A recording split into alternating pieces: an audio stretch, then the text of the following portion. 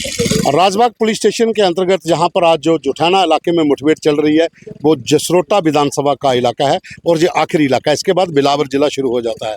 जसरोटा के विधायक राजीव जसरोटिया हमारे साथ हैं। इस इलाके में पीस प्रोसेस को डिस्टर्ब करने की कोशिश किस तरह से देखते हैं? देखिए, 90 के दौर में जब पंजाब की तरफ टेररिज्म था, जहाँ इस तरफ जब टेररिज्म शुरू हुआ, तो ये एक रूट्स थे, आइडेंटिफाइड रूट्स हैं। जिस नाले के ऊपर हम खड़े हैं इसको उज कहते हैं, उज है, दूसरी तरफ तरना है और दाएं बाएं के नाले हैं, सहार खड्ड है, फिर आप और आगे की तरफ चले जाओ तो रावी है। तो ये इन्फिल्ट्रेशन के इनके रूट्स तो थे, मगर इस इलाके में बाय लार्ज बड़ा पीसफुल इलाका है।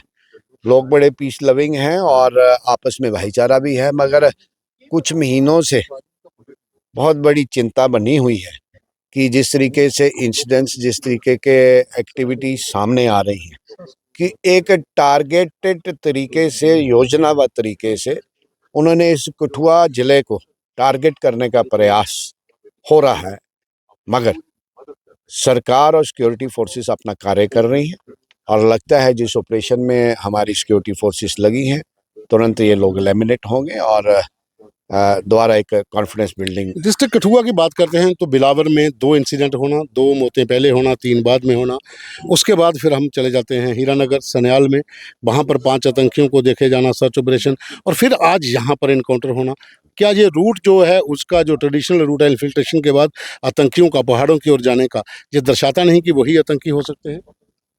हो सकता है कि वही आतंकी हो, इसमें I can not rule it out, rule नहीं मैं कर रहा, पर हो सकता है कोई दूसरा ग्रुप भी हो, क्योंकि इस इलाके में मूवमेंट तो है। हाँ, इस इलाके में, पूरे इलाके में मूवमेंट है। चाहे हमारा ये जो फर्टाइल जिला है, जो 3 कॉन्स्टिट्यूंसी हैं, हीरानगर है, जसरोटा है, कठुआ है, ऊपर वाला जो हाई रीचेस है, कठुआ जो जिला है ये दो हिस्सों में तकसीम है। एक जो मैदानी इलाका है, एक जो पहाड़ी इलाका है। और मैदानी इलाके से आपने ठीक कहा कि इनका इन्फिल्ट्रेशन रूट तो है ही, और इस इलाके को डिस्टर्ब कैसे किया जाए, इस इलाके को टारगेट कैसे किया जाए, एक योजनाबद्ध तरीके से कार्य हो रहा है।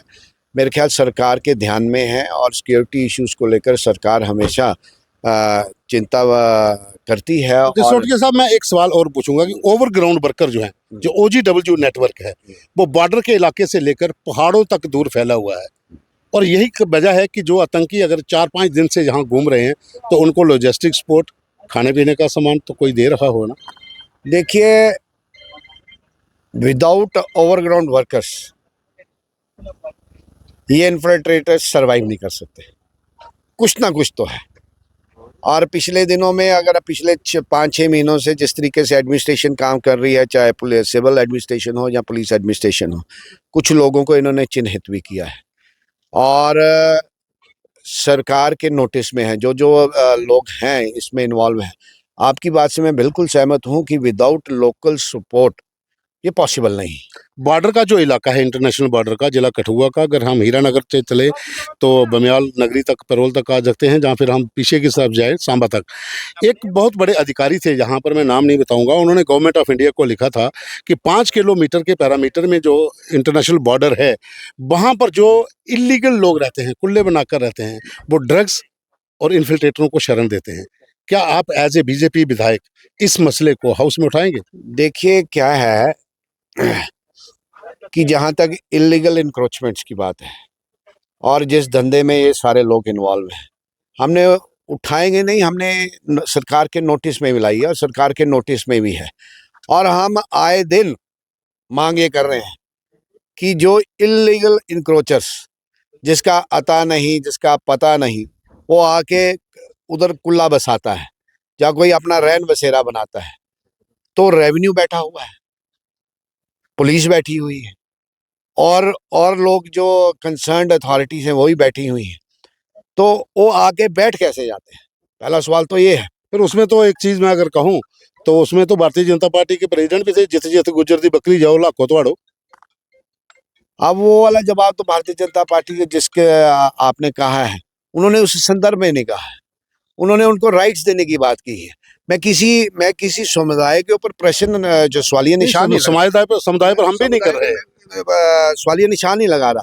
देखो, जब तक शनाख्त ना हो, जब तक आइडेंटिफिकेशन ना हो, तो हम किसी के ऊपर प्रश्न चिन्ह लगा लें, वो भी अच्छी बात नहीं। मगर आपकी बात से सहमत हूँ कि विदाउट लोकल सपोर्ट कि ये पॉसिबल नहीं है इतने बड़े लेवल पे। और आज नहीं, ये पहला इंसिडेंस नहीं है, पिछले 6-7 महीने से सून आफ्टर पार्लियामेंट चुनाव के बाद ये ऐसी हरकतें, ऐसे जम्मू incidents- संभाग में बड़ी है, इसमें कोई शक नहीं है। लेकिन जब मैं सरकारों की बात करूं, उसमें नेशनल कॉन्फ्रेंस कांग्रेस की सरकार, कांग्रेस और पीडीपी की सरकार, पीडीपी और बीजेपी की सरकार, उस समय भी जब एक वार्निंग इशू था कि जो बॉर्डर के ऊपर इलीगल लोग बैठे हुए हैं, वो लोग इन्फिल्ट्रेटरों को शरण देते हैं और ड्रग्स का काम करते हैं, लेकिन अभी तक फाइलों में ही है।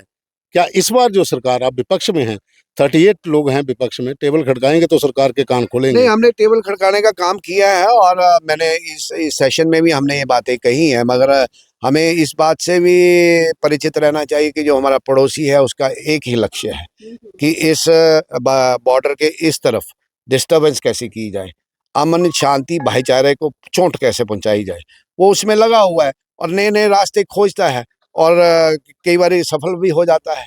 तो सरकार बैठी है दूसरी तरफ, इस तरफ सरकार, हम हैवी फायरिंग अभी भी चल रही है, काफी गोले चल रहे हैं। आपके इलाके के विधानसभा के लोग हैं, सहमे हुए हैं, उनके लिए क्या?